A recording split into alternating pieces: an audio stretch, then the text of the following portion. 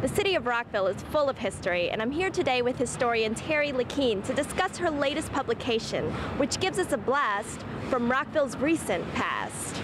Rockville's got a very interesting and wonderful history. Lachin's book, Rockville's Recent Past, gives readers a glance at mid-century architecture and how Rockville has developed into the city we know today.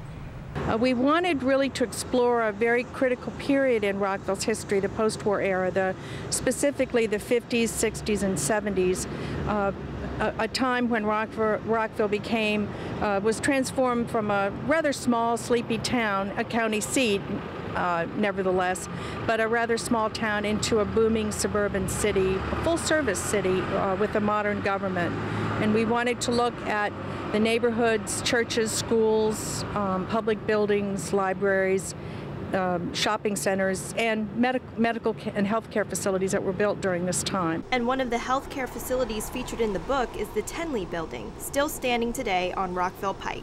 And this one was built by an investment group of 10 doctors and dentists, hence the name Tenley, T-E-N-L-E-Y, building. While the book offers an in-depth analysis of the specific time in Rockville, Lachin also hopes readers gain a different outlook on what makes history. One of the objectives of the book was to help people develop an awareness of history that's still recent enough to be in people's memory, but it's also history that's almost 50 years old. And we were trying to cultivate a perspective on that. It doesn't have to be 100, 200, 300 years old to be historic. Something like the Tenley Building that clearly has a place in local history in terms of delivery of healthcare services in Rockville.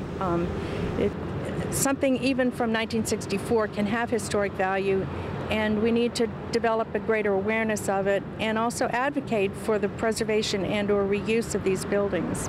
And historic preservation is what Peerless Rockville is all about, which sponsored the making of the book.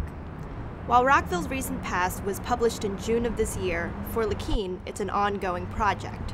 There was much to keep us going and to keep us interested, and I'm already thinking of chapters that I'd like to add if we do any revisions. I'm already thinking of other areas of this period that we'd like to add on to. Multifamily housing, for example, would be one. To learn more about Peerless Rockville or to find out how to order your own copy of Rockville's Recent Past, visit peerlessrockville.org. For Rockville's 11, I'm Jennifer Ligsay.